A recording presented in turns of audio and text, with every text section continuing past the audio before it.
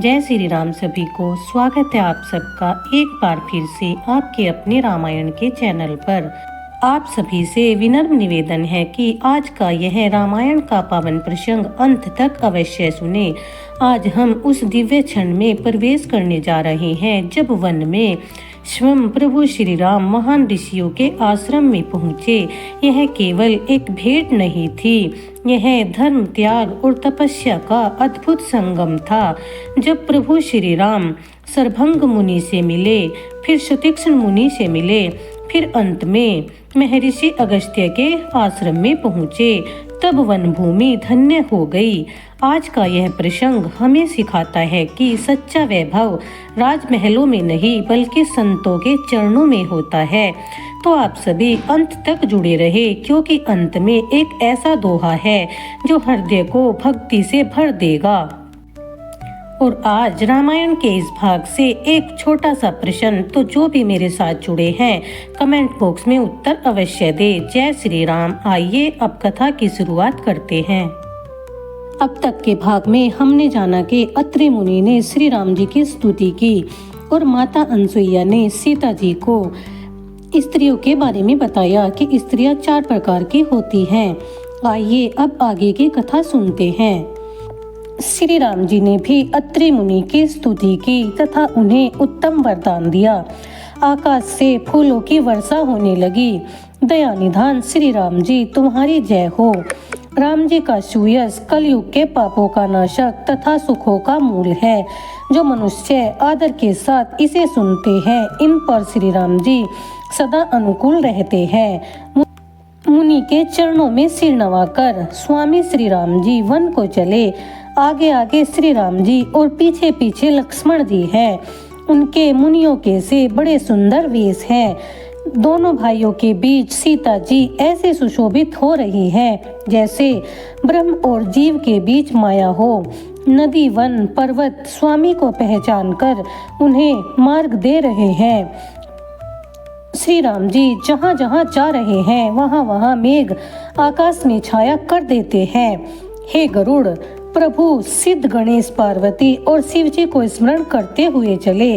रास्ते में विराट नाम का राक्षस क्रोध युक्त हो गर्जना करता हुआ मिला। उसका बड़ा भयंकर सांप तुल्य रूप था और वह सांप की तरह दौड़ता था। उसे देखकर श्री राम जी ने सांप तुल्य 7 बाण छोड़े और उन्हें मार गिराया। उसने तुरंत ही सुंदर रूप पाया। प्रभु ने उसे दुखी जान अपने धाम को भेजा। तदंतर जानकी और लक्ष्मण जी के साथ वह सरभंग मुनि के आश्रम में आए। श्री रामचंद्र जी का मुख कमल देखकर मुनिवर के नेत्र भोरे की भांति बड़े आदर के साथ उनका रसपान करने लगे। हे नाथ, मैं सब साधनों से हीन हूँ, आपने दीन जानकर मुझ पर दया की है। हे देव, मेरे ऊपर यह कोई एहसान नहीं है, आपने ही अपनी प्रतिज्ञा रखी है। मेरे कल्याण के लिए आप यहाँ तब तक रहिए जब तक मैं अपनी इस देह को छोड़कर आप में न मिल जाऊं। सरभंग मुनि योग जप तप व्रत सब राम जी को अर्पण कर भक्ति का वरदान ले चिता बनाकर हृदय से वासनाओं को त्याग उसमें बैठ गए और बोले, हे नीलकमल के समान श्याम शरीर वाले, आप सीता और लक्ष्मण सहित सदैव मेरे हृदय में निवास करिए।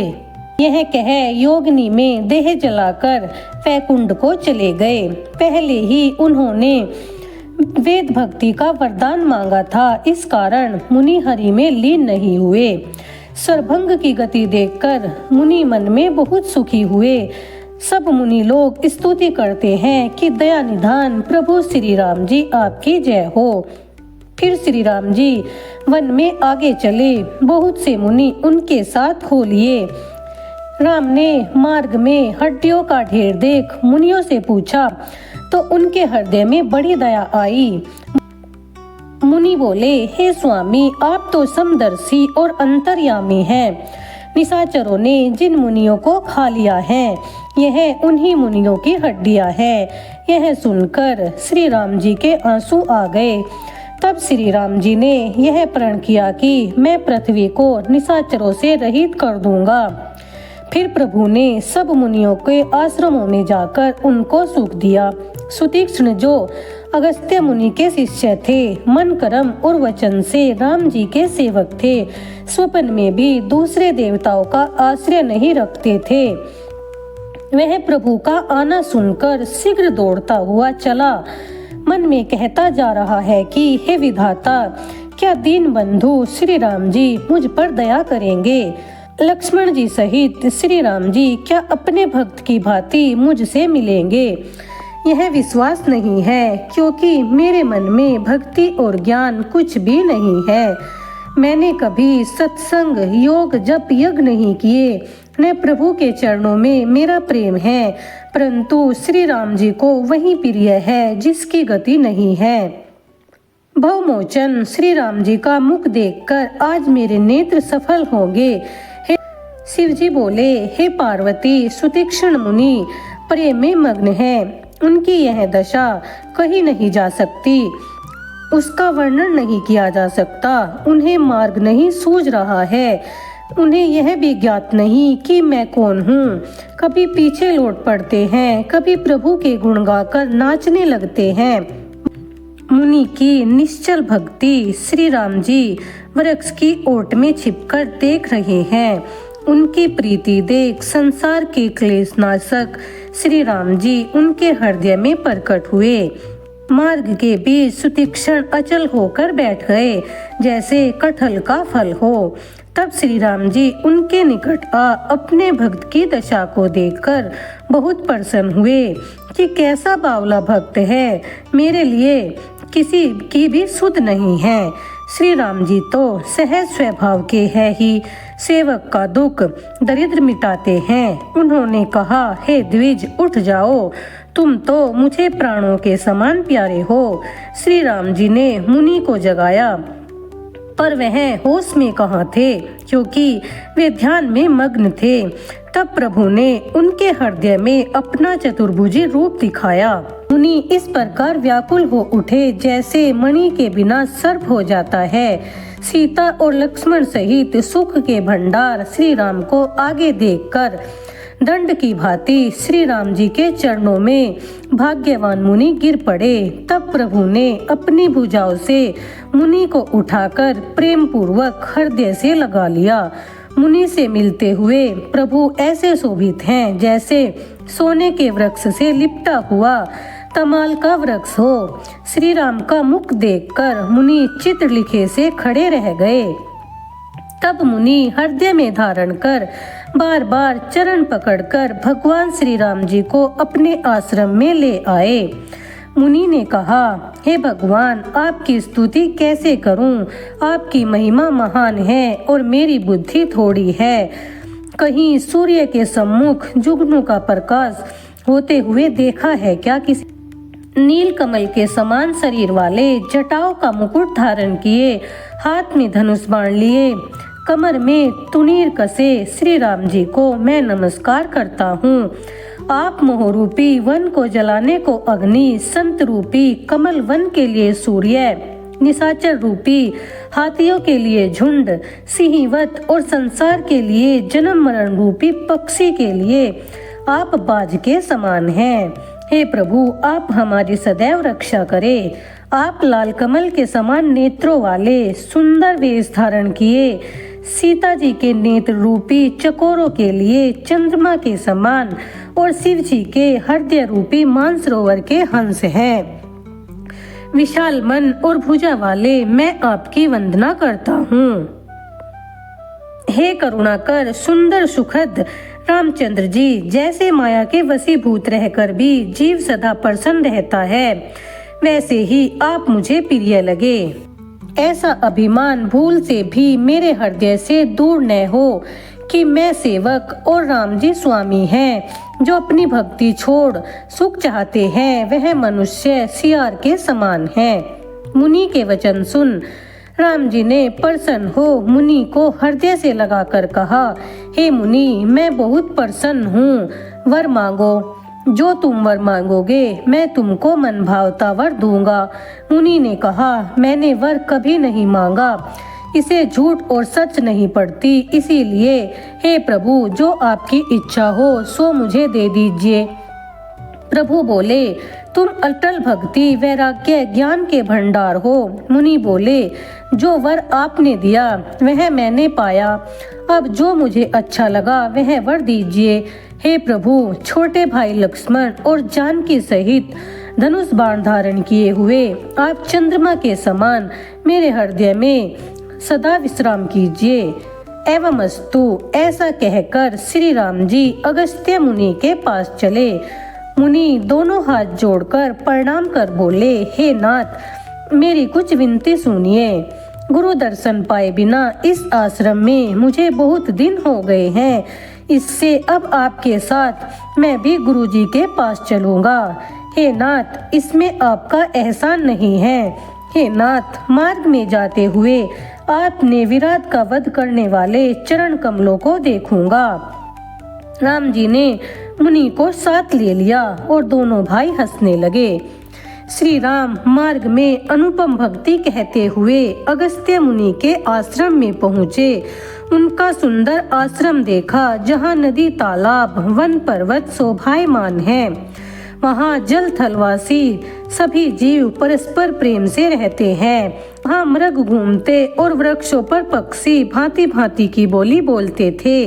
बड़े बड़े महिमाशाली और गुणवान सिद्ध मुनि तपस्या करते थे। सुतीक्षण जी ने गुरु अगस्त्य के पास जाकर प्रणाम करके कहा, हे नाथ, महाराज दशरथ के पुत्र संसार के आधार श्री राम जी आपसे मिलने आए हैं। लक्ष्मण और जानकी सहित राम जी आए हैं, जिनको आप दिन रात भजते हैं। अगस्त्य जी उठकर दौड़े। श्री राम जी को देखकर उनके नेत्रों में प्रेम अश्रु आ गए। दोनों भाई मुनि के चरणों में गिर पड़े। ऋषि ने उन्हें हृदय से लगा लिया। फिर मुनि ने सादर उनसे कुशलता पूछ आसन पर बिठा दिया। फिर राम जी की पूजा करके मुनिवर बोले, मेरे तुल्य भाग्यशाली दूसरा कोई नहीं। जितने और अन्य मुनि वहाँ थे वे सब रामचंद्र जी को देखकर मुदित हो गए। जैसे जल पाकर मछली और पारस पाकर निर्धन मुदित हो जाता है, उसी भांति राम जी को देखकर मुनियों को सुख हुआ, मानो चातक को स्वाति का जल मिला हो। तब श्री राम जी ने अगस्त्य से कहा, हे मुनिवर, जिस कारण से मैं यहाँ आया हूँ आपसे छिपा नहीं है, इसीलिए मैंने आपको कहकर नहीं समझाया। हे प्रभु, आप मुझे वही राय दीजिए जिससे कि मैं राक्षसों को मारूं। ब्राह्मणों के वैरी वैसे ही नहीं बचते जैसे शीत पड़ने पर कमलवन उजड़ जाते हैं। राम जी की बात सुनकर अगस्त्य मुनि बोले, हे नाथ, आप क्या समझकर मुझसे पूछते हैं? मैं तो आपके ही भजन के प्रभाव से कुछ महिमा जानता हूँ। हे नाथ, आपकी माया आपकी बाहों के संकेत से देखती और चरणों के नीचे रहती है, जिसने कि अपने हाथों से अनेकों ब्रह्मा और शिव रच डाले हैं। हे भगवान, जिन जीवों पर आपकी कृपा होती है वे सदा आनंदित रहते हैं। जो केवल आपके भक्त हैं उनकी महिमा सर्वथा अकथनीय है। हे रघुवर, आप सदा ही अपने भक्तों को बढ़ाई देते हैं, इसी कारण आप मुझसे पूछते हैं। हे प्रभु, आप यहाँ एक बड़ा ही पवित्र स्थान है, पंचवटी।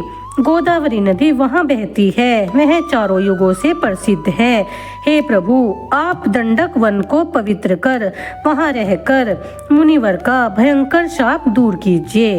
हे रघुवंशियों में श्रेष्ठ, वहाँ निवास करके मुनियों पर दया कीजिए। राम जी मुनि की आज्ञा पाकर वहाँ से चल दिए और तुरंत पंचवटी के पास पहुँच गए।